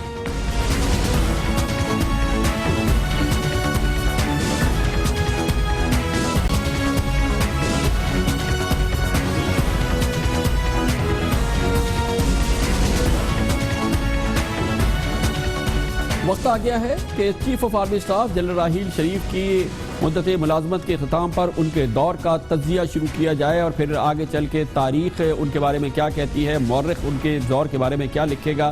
یہ عمل اب شروع ہوا ہے، اور یہ اب ظاہر ہے کہ آئندہ کئی سالوں تک جاری رہے گا. اور اس کے آغاز کے لیے آج ہمارے ساتھ موجود ہیں پاکستانی فوج کے سابق ڈسٹنگشڈ آفیسر، سابق لیفٹیننٹ جنرل کور کمانڈر جناب lieutenant general retired Tariq Khan. بہت بہت شکریہ. جنرل صاحب، وقفے سے قبل آپ نے ایک بہت اہم بات کی کہ دہشت گردی کی جنگ کو جیتنے کے لیے ضروری ہے کہ اس گروہ کا خاتمہ کیا جائے جو اپنی نظریاتی سوچ کی بنیاد پر پاکستان کے لیے انتظامی اور خارجہ پالیسی پر اس پر وہ حاوی ہو جاتا ہے، اور اس کے اثرات اس پر ہو جاتے ہیں. اس کے لیے جنگ کہاں لڑی ہے، کہاں یہ اس کا فیصلہ ہوگا؟ یہ میرے خیال میں اربن جنگ ہوگی، اور یہ پنجاب میں ہوگی زیادہ تر. یہ کیوں ہے آپ کے خیال میں یہ خطرہ، یہ گروہ جو ہے؟ دیکھیں جی، یہ لوگ یہاں پر ہمیں معلوم ہے، اور اس وقت تھا جب میں کم از کم سروس میں تھا، کہ یہ یہاں پر پناہ لے رہے ہیں. ساؤتھ پنجاب زیادہ تر ان کا علاقہ ہے. ان کا ایک اپنا ایک سوچ ہے، ان کی اپنی ایک آئیڈیالوجی ہے. یہ جو سا ہے آپ کے فورن پالیسی کو، آپ کی ڈومیسٹک جو پالیسی ہے، جس طریقے سے وہ آپریٹ کرتے ہیں، وہ پاکستان کو سٹیبل ہونے نہیں دیں گے. جب تک ان کو آپ نہیں ہٹائیں گے یہ سٹیبلٹی نہیں آئے گی. اچھا، ایک اور چیز جو جنرل راحیل شریف کے حوالے سے ان کو بڑا ممتاز مقام دیتی ہے جنرل صاحب، وہ ہے اکاؤنٹیبلٹی، فوج میں احتساب کے نظام پر عملی کارروائی کرنا. جنرل راحیل شریف کو یہ اعزاز جاتا ہے کہ انہوں نے ڈی ایچ ایز میں جو کرپشن ہوتی ہے اس حوالے سے نیب کو اجازت دی، اور پھر ڈی ایچ اے کے ایک ایڈمنسٹریٹر گرفتار ہوئے پہلی بار. اور اس کے علاوہ انہوں نے ہی ظاہر ہے کہ یہ ان کی اوورسائٹ میں تھی یہ بات کہ ان کے جو پیشرو تھے جنرل اشفاق پرویز کیانی، ان کے بھائیوں کے خلاف کرپشن کی ایک بھرپور تحقیقات ہوئی اس دور کے حوالے سے جب وہ چیف آف آرمی سٹاف تھے. اور یہ بہت حساس اور نازک معاملہ ہے. انہوں نے ایف سی میں کرپشن کے حوالے سے کارروائی کی اور بہت ہی فیصلہ کن اور بھرپور سزائیں دی سینئر آفیسرز کو, lieutenant general, major general rank کے آفیسرز کو, اور پھر اس کی تشہیر بھی کری بہت بھرپور طریقے سے. یہ ایک ہے نا ممتاز رول جنرل راحیل شریف کا, جو کہ شاید ان کے جو پیش روز تھے ان میں شاید نہیں تھی یہ بات. دیکھیں جی, اکاؤنٹیبلٹی کسی بھی چیف آف آرمی سٹاف کے لیے اکاؤنٹیبلٹی ہی ایک بہت ضروری پیس ٹائم قسم کا رول اور ڈیوٹی اور مورل ڈیوٹی ہے, اور میرے خیال میں تمام چیف آف آرمی سٹافز نے اپنے وقت میں یہ ایک رول انہوں نے فلفل کیا ہے جیسے ان کو کرنا چاہیے تھا. وہ ٹھیک ہے, اس وقت ابھی لوگوں کے ویوز ہیں جنرل کیانی کے اوپر, میں یہ کوئی ڈیفینڈ نہیں کرنا چاہ رہا تھا, لیکن وہ ایک جیسے جنرل کیانی کے وقت میں این ایل سی کے خلاف انہوں نے ٹرائلز وغیرہ کیے تھے, تو ہر ایک نے اپنے وقت میں وہی کام کیا جو ان کے سامنے آیا تھا, انہوں نے اس کو کنسیڈر کر کے وہ ٹھیک کیا. یہ کمپیریزن جو ان سے ہے, میں کامران, یہ اس لیے میں کہہ رہا ہوں کہ اس میں کوئی مجھ کو ایسے کوئی چیز نظر نہیں آ رہی کہ ہم کمپیئر کریں کہ ایک بہتر تھا دوسرا خراب تھا. ایسے نہیں ہے, چیف آف آرمی سٹاف تھے, انہوں نے اپنے وقت میں بہت کام کیے. اچھا, ایک اور چیز بہت اہم ہے کہ جب جنرل راحیل شریف آئے تھے, اور ہم ظاہر ہے کہ مسلسل اس کے گواہ ہے, تبصرہ ہمارا رہا ہے اس وقت سے, کہ اس وقت فوج کے امیج کے حوالے سے بڑے سوالات تھے. جنرل کیانی جس وقت جا رہے تھے بڑا ایشو تھا, اور پھر یہ ایک اور چیلنج تھا جنرل راحیل کے لیے فوج کے امیج کو اس کا جائز مقام دینا. اس حوالے سے انہوں نے ظاہر ہے کہ ایک ذاتی مثال بھی قائم کی, اور پھر آئی ایس پی آر کو بھی بڑا متحرک کیا. آج کل میڈیا کا دور ہے, اور پھر آئی ایس پی آر نے بڑا پرو ایکٹیو رول پلے کیا جنرل راحیل شریف کی کمانڈ میں. ظاہر ہے کہ وہ چیف آف آرمی سٹاف تھے, اور یہ ایک بہت اہم دور رہا ہے آئی ایس پی آر کی پرو ایکٹیونیس کے لحاظ سے, اور پھر فوج کا امیج جو ریسٹور ہونا شروع ہوا, اس پر آپ کیا کہیں گے؟ آئی ایس پی آر کا رول حقیقت میں تو ہے انٹر سروسز پبلیکیشن ریلیشن جو ان سے ہیں, اور میرا خیال میں وہاں تک رہیں, اس لیے کہ اگر آئی ایس پی آر اس سے زیادہ رول کرے گا تو آہستہ آہستہ پولیٹیسائز بھی ہو جاتا ہے, اور ایک پولیٹیکل کمپوننٹ بنا دے گا فوج کو اس ساری کھیل میں. لوگوں کی ایکسپیکٹیشن جو ان سے ہیں ان کو بدل دے گا, لوگوں کی اوپینین جو ان سے ہے وہ ایکسپیکٹیشن میں بن جاتی ہیں. تو میرا خیال میں آئی ایس پی آر کا رول تھوڑا سا لمیٹڈ ہونا چاہیے, لیکن آئی ایس پی آر نے بہت اچھا کام کیا ہے اس یہاں پر جنرل راحیل کے دوران. اور اس کے ساتھ میں مجھے تو یاد نہیں ہے کہ کوئی امیج میں کوئی اتنا بڑا مسئلہ تھا پہلے. ابھی لوگ کہہ رہے ہیں, مجھے یاد نہیں ہے کہ کوئی امیج میں ایشو تھا فوج کے. جنرل صاحب, میں یہاں پہ تھوڑا سا آپ کو معاف کیجیے گا, میں یہاں انٹرپٹ کروں گا. 2013 میں فوج کے امیج کا بڑا مسئلہ تھا. آپ کو یقینی طور پہ یاد ہوگا کہ اسامہ بن لادن کا واقعہ ہو گیا تھا, بہت بڑا سنگین واقعہ تھا. پاکستان کی ملٹری سروسز کے ہیڈ کوارٹرز پہ حملہ ہو رہا تھا, کامرا پہ اٹیک ہو گیا تھا, ہمارے ایواکس تباہ ہو گئے تھے, پی ایف بیس پاکستان نیول بیس مہران پہ حملہ ہو گیا تھا, ہمارے وہاں کے ایواکس تباہ ہو گئے تھے, ہمارے جنرل ہیڈ کوارٹرز پہ حملہ ہو گیا تھا, ہمارے I S I had quarters پہ حملہ ہو رہا تھا, ہمارے کلیدی جو فوجی اسٹیبلشمنٹ تھی اس پہ حملہ ہو رہا تھا. امیج تو بہت ہی کشیدہ تھا اس وقت فوج کا, معاف کیجیے گا 2013 میں. آج تو ماشاءاللہ زمین آسمان کا فرق پڑ گیا. امیج کا ایشو تھا سر 2013 میں. کامران, یہی تو میں کہہ رہا تھا آپ کو کہ یہ کیومولیٹیو افیکٹ ہے. اس وقت تو بہت سخت قسم کی جنگ تھی. آج کل کے کمپیریزن اگر آپ کریں تو اس وقت تو بہت سخت قسم کی جنگ تھی. یہاں پر انڈس ہائی وے بند تھا, یہ جو ٹنل ہے یہ بند تھا, پشاور ایئرپورٹ بند تھا, باجوڑ کے اندر جھنڈا افغانستان کا جھنڈا چلتا تھا. تو جب آپ یہ ساری چیزیں دیکھیں, یہ تو اس 6 سالوں کے اندر ان کو کلیئر کیا تھا. 48,000 اسکوائر کلومیٹرز میں 35,000 تو فزیکل کلیئرنس ہوئی تھی. باقی یہ جو اٹیکس وغیرہ تھے یہ اسی جنگ کا ہی حصہ تھے. اس میں یہ مطلب تو نہیں ہے کہ وہاں پر فوج کمزور تھی یا فوج فیل ہو رہی تھی. یہ اسی جنگ کو لڑ رہی تھی, اور اسی کو اس سے گزر کر یہ اس حالات میں پہنچے ہیں کہ صرف نارتھ وزیرستان رہ گیا تھا. تو ابھی اس میں وہ امیج مجھے تو نظر نہیں آ رہا. تو یہ جن مسائل کی آپ بات کر رہے ہیں, پشاور ایئرپورٹ بند تھا, باجوڑ پہ افغانستان کا جھنڈا چلتا تھا, ٹنل بند تھی, تو یہ تو پھر جنرل مشرف کی لیگیسی تھی نا سر؟ نہیں کامران, جنرل مشرف کی لیگیسی میں دیکھیں جی, آپ کو ایک چیز بتا دیتا ہوں، جنرل پرویز مشرف کو بھی ایک بہت انفیئر قسم کی ایک کرٹیسزم لینی پڑتی ہے. جنرل پرویز مشرف کے زمانے میں 9/11 ہوا اور یو این آرٹیکل 1378 کے اوپر 72 ملکوں نے وہاں پر کنٹریز نے سائن کیا تھا، اور اس یونینیمس سگنیچرز کے ساتھ یہ ایک انٹرنیشنل لا صرف نہیں بنا تھا، یہ انٹرنیشنل لا کنورٹ ہو کر نیشنل لاز بن گئے تھے. اس کے اندر تمام ملکوں نے اس اینٹی وار آن ٹیرر میں حصہ لینا تھا اور اس کے اندر فزیکلی آپریٹ کرنا تھا. یہ اس کے اندر 4-5 چیزیں لکھی ہوئی تھیں. اس میں ان سارے ملکوں میں 72 جو کنٹریز تھے، اس میں صرف پاکستان ایک واحد ملک ہے جس نے اپنی فوج یونائٹڈ اسٹیٹس کے کمانڈ کے انڈر نہیں ڈالی تھی، نہ یہ اپنے پاکستان کے ملک کے باہر باؤنڈری سے باہر انہوں نے آپریٹ کیا تھا. اب یہ کوئی اس کو نہ کوئی اہمیت دیتا ہے نہ کوئی ڈسکس کرتا ہے. یہ تو آپ کے پریزیڈنٹ نے آپ کو بچا کر رکھا تھا، اور مجھے کوئی وجہ، میرے پاس کوئی ریزن نہیں ہے کہ میں جنرل پرویز مشرف کو ڈیفینڈ کروں یا کچھ. یہ حقیقت ہے، آپ کو معلوم ہے. تو یہ ایک اس وقت میں یہ چیز شروع ہوئی تھی. پھر ایک دم جنگ شروع کرنا جو سا تھا وہ بھی ٹھیک نہیں تھا. کوشش کی تھی کہ لوگوں کو سمجھائیں، اور کوشش کی تھی کہ کینیٹک آپریشنز نہیں ہوں. یہ سروروگا جو ان سے نیگوسیشنز ہوئی، وانا میں نیگوسیشنز ہوئی، یہ فیل ہوتی رہی. یہ حد تک پاکستان فوج نے اس حد تک گئے کہ صوفی محمد کو سوات میں بٹھا کر ایک پیرلل آئین کی بھی اجازت دے دی. اس کے باوجود پیس نہیں آیا، تو پھر ہم نے کنیٹک آپریشن شروع کیے. اور جب کنیٹک آپریشن شروع کیے اس وقت تک جنرل پرویز مشرف چلے گئے تھے، جنرل کیانی آ گئے تھے، اور وہ کنیٹک آپریشن ہم نے ساؤتھ وزیرستان سے شروع کر کے ہر ایجنسی میں کلیئر کیا تھا. ابھی ہم یہاں پر پہنچ گئے. ابھی تو اس وقت کے حساب سے تو یہ بڑے سافٹ آپریشنز ہیں.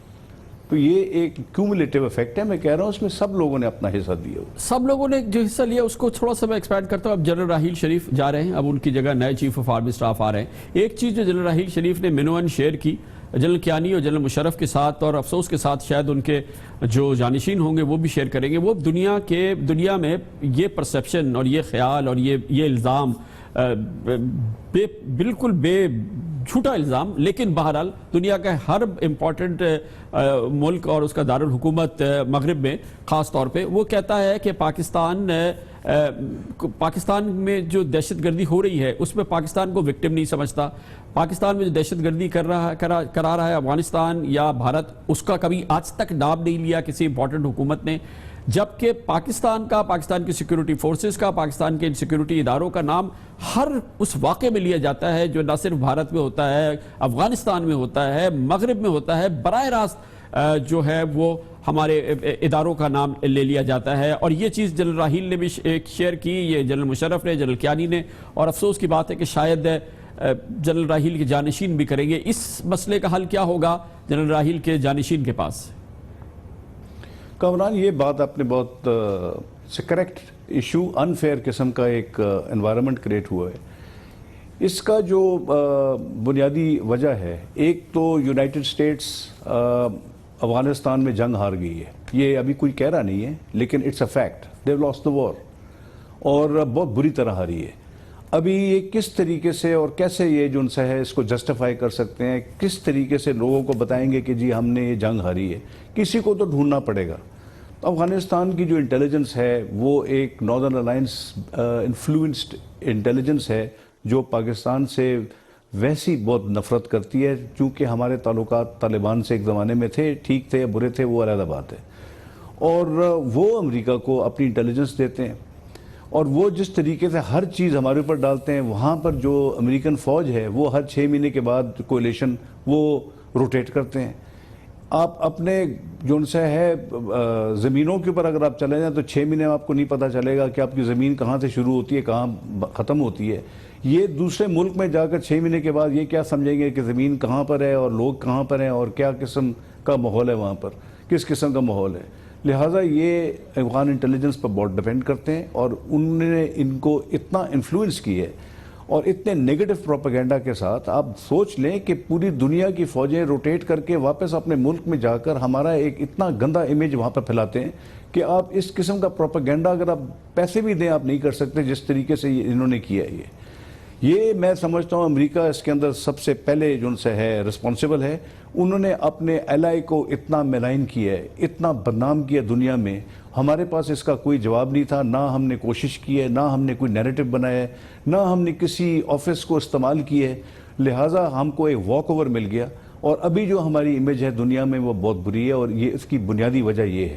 اس کے ساتھ ہندوستان جو ہمارا ویسی بھی ایک دشمن ہے، اس کو ایک موقع مل گیا، اس نے کوئی جگہ چھوڑی نہیں ہے، وہ بھی اپنی طرف سے بولتا رہتا ہے. یہ ہماری جو کہانی ہے، گلبشن کا ایک کیس ہے جو کہ ہم UN میں بھی نہیں بول سکے، نہ بتا سکے.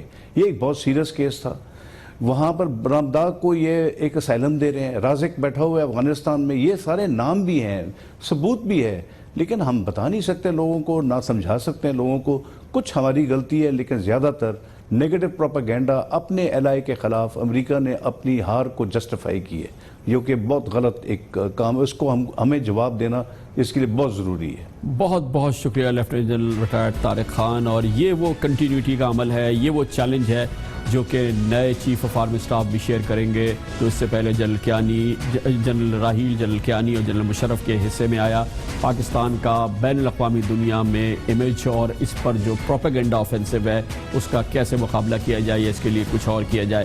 خبر سے بریک، اور اس کے بعد ایک اور بڑی اہمیت کی بات، اور وہ کل شب ہوئی اور پاکستان میں پہلی بار DTH کی سروسز کے لیے کھلی نیلامی ہوئی، بھرپور نیلامی ہوئی اور بھرپور جوش و خروش دیکھنے میں آیا. صاف شفاف عمل، بہترین 14.5 ارب روپے کی کمائی پاکستان کی اور پیبرا کی. یہ بہت اہم خبر پاکستانیوں کے لیے، اس کو شیئر کرتے ہیں چھوٹے سے وقفے کے بعد.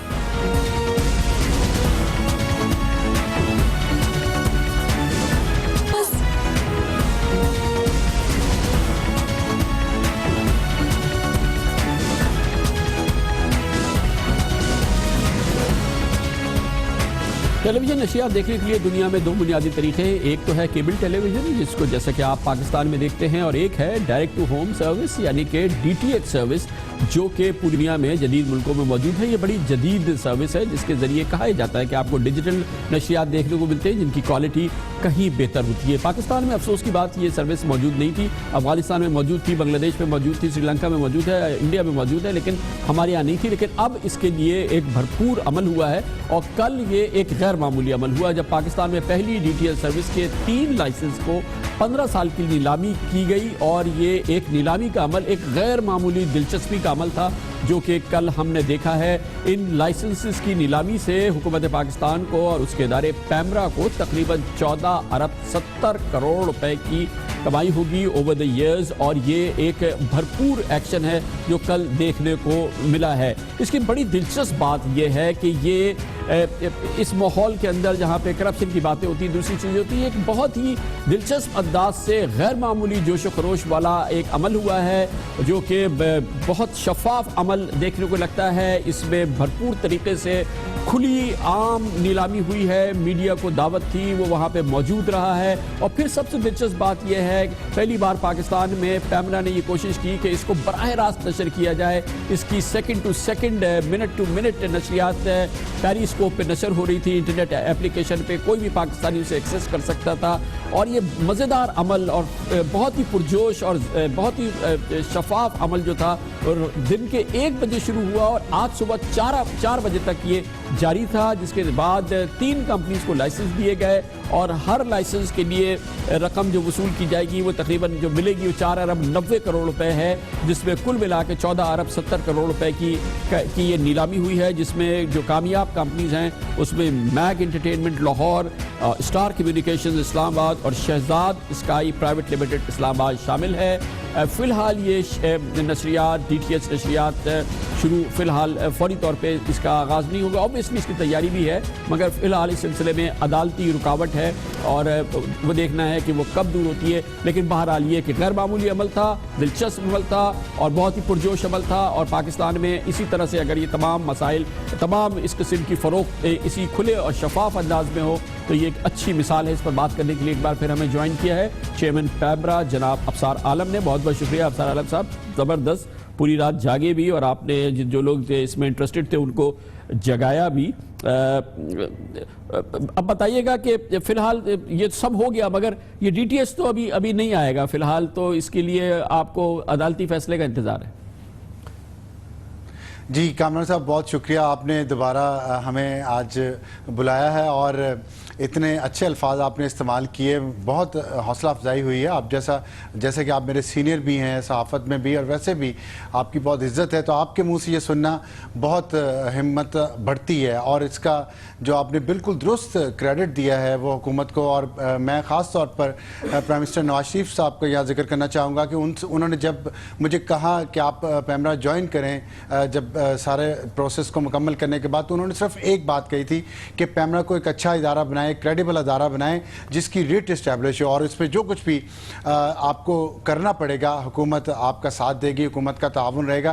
تو سارا کریڈٹ کل جتنے شفاف طریقے سے بولی ہوئی ہے اس کا میں پرائم منسٹر نواز شریف صاحب کو دیتا ہوں، اور اللہ تعالیٰ کا شکر ادا کرتا ہوں کہ اللہ تعالیٰ نے ہمیں ہمت دی اور ہم یہاں تک پہنچے. اور اس سے بھی زیادہ میرے خیال میں ہماری جو پیمرا کی جو ٹیم ہے، خاص طور پہ ڈی ٹی ایچ کی ٹیم جو کئی سالوں سے اس پر کام کر رہی تھی، اس کے علاوہ پیمرا کے تمام لوگ جنہوں نے دن رات محنت کی، جس کا آپ نے کچھ کا ذکر کیا، سوشل میڈیا کی ٹیم، ہمارے ینگ لوگوں نے وہ خود اپنے موبائل فون سے وہ سارا کام کیا ہے. تو اسی اور مقصد یہی تھا کہ حکومت پہ مسلسل تنقید ہوتی ہے کہ شاید ہم اپنے تمام عمل کو شفاف نہیں رکھتے، تو ہم دکھانا چاہتے تھے کہ حکومت تمام عمل شفاف طریقے سے کر رہی ہے اور کر بھی سکتی ہے تاکہ پوری عوام اس میں انوالو ہو. اس کا فائدہ تو اس وقت ہوگا نا کہ جب لوگوں کو یہ پیرلل کیبل کے ساتھ ساتھ یہ ڈی ٹی ایچ سروس ملے گی. اس میں فی الحال ابھی کچھ ٹائم ہے، اور پھر ایک بڑی امپورٹنٹ اس میں رکاوٹ ہے وہ عدالتی جو اس میں فیصلہ آنا ہے.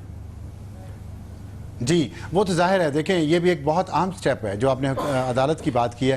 سپریم کورٹ نے ایک ایسا فیصلہ دیا جس سے ہماری بیڈنگ کا پروسیس اس دن مکمل ہوا، لیکن ساتھ ہی سپریم کورٹ نے یہ کہا کہ جو ہائی کورٹ میں کیس چل رہا ہے جب تک اس کا فیصلہ نہیں آتا ہم اس عمل کو آگے نہیں لے جا سکتے. تو یہ آپ نے جو اپنے انٹرو میں کہا کہ ایوارڈ ہوا، تو ابھی ایوارڈ نہیں ہوا، ابھی بڈز آئی ہیں، اس کا آگے ایک عمل جاری ہونا ہے جس پہ اس فیصلے کے بعد ہی ہو سکے گا. لیکن اس میں ایک اور بڑی اہم بات ہے کہ جو پاکستان براڈ کاسٹرز ایسوسی ایشن ہے، جو کیبل کے ہمارے بھائی ہیں، ان کی کچھ ریزرویشنز تھیں، اور ان سے ہمارا ایک معاہدہ ہوا تھا پچھلے اتوار کو، جس میں یہ ہم نے ان سے وعدہ کیا کہ ہم اپنے کلوز ڈالیں گے جس میں 1 نومبر 2017 سے پہلے نیا ڈی ٹی ایچ اپنے آپریشن کو شروع نہیں کر سکے گا، کیونکہ کیبل والے یہ چاہتے ہیں کہ ان کو تھوڑا وقت دیا جائے تاکہ وہ اپنی کیبل کو بھی ڈیجیٹلائز کر لیں، تاکہ جس وقت ڈی ٹی ایچ آئے تو ان کی مارکیٹ خراب نہ ہو. تو ہم نے ایک فیئر لیول پلینگ فیلڈ کے لیے ہم نے فیئر طریقے سے یہ کام بھی، یہ سہولت ان کو دے دی ہے. تو یہ دو ابھی اس میں مراحل ہیں جو طے ہونے ہیں، اور اللہ تعالیٰ اس کو بہتر کرے گا. لیکن جیسے آپ نے ابھی ذکر کیا پرائز کا، اس میں ایک چیز میں ایڈ کرنا چاہتا ہوں کہ 3 ارب ایڈوانس ٹیکس کے حکومت کے خزانے میں جائیں گے جو ابھی بولی لگی ہے اس پہ، اور یہ فوری طور پہ وہ جمع کروانے پڑیں گے ان کو جب لائسنس ملے گا. اس کے علاوہ 1.5 ارب روپیہ انہیں گارنٹی منی کے طور پہ ہر پارٹی کو ابھی اس بڈنگ کی کمپلیشن پہ 1 ارب روپے تو ان تینوں پارٹیوں کو فی الحال حکومت کو ایز این ایڈوانس ٹیکس دینا ہے. جی بالکل دینا ہے، اور پھر پاک سیٹلائٹ جو ہے وہ اس کو فرسٹ پریفرنس دی جائے گی جس بھی ڈی ٹی ایچ کی سروس نے اپنی سروس شروع کرنی ہے. اگر وہاں پہ ان کو نہیں موقع ملتا یا ان کے لیے ریٹ مناسب نہیں ہے تو پھر وہ کسی اور سیٹلائٹ پہ جا سکیں گے. اور اگر پاک سیٹلائٹ یہ بزنس لے سکا اپنے پروفیشنل طریقے سے، تو جو پاکستان کا پورا سیٹلائٹ پروگرام ہے پورا، وہ اس کے لیے یہ ایک ایسی لائف لائن ہوگی مسلسل.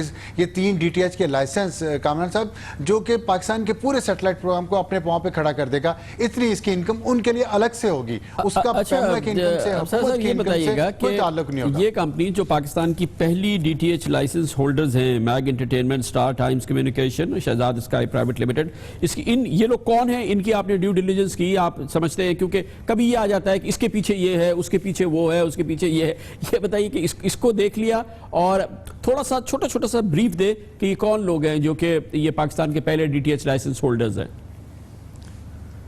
دیکھیں یہ تینوں ہمارے پاس جو انفارمیشن ہے اس کے مطابق تینوں پاکستانی کمپنیز ہیں. ہمارے جو قوانین ہیں سیکشن 25 کے تحت ہے، ان کی پارٹنرشپ مختلف میرا خیال ہے کہ 1 یا 2 کمپنیز کی کسی فارن کمپنی کے ساتھ بھی ہے، لیکن وہ بھی ہمارے سیکشن 25 کے انڈر آتی ہے، جس میں مینجمنٹ کنٹرول کسی فارن کمپنی کے پاس نہیں ہے، majority share holding foreign company کے پاس نہیں ہے، اور یہاں تک کہ ہم نے اپنے قانون میں یہ بھی ایک کنڈیشن ڈالی تھی کہ CEO جو ہے وہ کسی کمپنی کا وہ صرف پاکستانی ہو سکے گا، ریزیڈنٹ پاکستانی ہو سکے گا، یہ بھی نہیں ہے کہ وہ رہتا کہیں اور ہو اور پاکستانی سٹیزن ہو. تو یہ ہماری تمام کنڈیشن انہوں نے پوری کی ہیں. جو 2 کمپنیز ہیں ان کا آئل اینڈ گیس کا شاید بزنس میں زیادہ کنسرن ہے، ایک کا IT کمپنی کے ساتھ ہے. تو یہ ان کی تھوڑی سی بیک گراؤنڈ ہمیں پتہ ہے. جتنی ہمارے پاس اس وقت موجود ہے ڈاکومنٹیشن، مزید اس پہ کام ہو رہا ہے. ہم اس کے مزید ڈاکومنٹس جب ٹیکس انہیں پے کرنا ہے وہ بھی انہیں وہاں اپنی انکم بھی ڈکلیئر کرنی ہے، انہیں بتانا ہے کہ ان کا سورس آف انکم کیا ہے.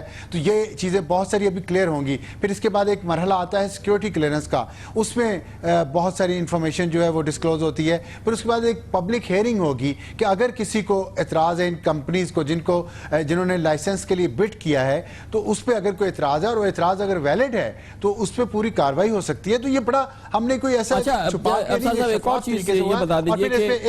ایک صرف میں مکمل کر لوں بات کہ اس کے بعد دیکھیں یہ 3 کمپنیز ہیں، لیکن باقی اس کے پیچھے 11 کمپنیز وہ لائن میں لگی ہوئی، وہ سب ساتھ ساتھ چل رہی تھیں. اسینڈنگ آرڈر میں رکھنے کا حسن یہی ہے کہ ابھی یہ جو پروسیس کمپلیٹ ہو گیا ہے، اس میں ابھی پھر بھی کمپٹیشن ہے. اگر کسی مرحلے پہ کوئی کمپنی اس کو پورا نہیں کر سکتی جو شرائط ہیں، تو اگلی جو لائن میں آنے والی کمپنی ہے وہ اتنی ہی بٹ دے کے وہ بھی کوالیفائی کر سکتی ہے. تو یہ بہت شفاف یہ تو ابھی عمل کا آغاز ہوا ہے نا پاکستان میں. صرف 3 نہیں تو DTH لائسنسز نہیں ہوں گے نا. آپ نے ہمارے گزشتہ پروگرام میں آپ نے کہا تھا کہ شاید یہ بھی ایک ہو سکتی ہے ایفرٹ کہ لا چینج کر دیا جائے، براڈ کاسٹرز بھی DTH لائسنس کے لیے اپلائی کر سکے. اور گویا کہ مزید DTH لائسنسز آپ نے دینے ہیں نا. یہ تو نہیں ہے کہ اب یہ 3 کو ہو گئی، اب اگلے 15 سال تک یا اگلے 5 سال تک کوئی اور DTH لائسنس ہولڈر نہیں آئے گا.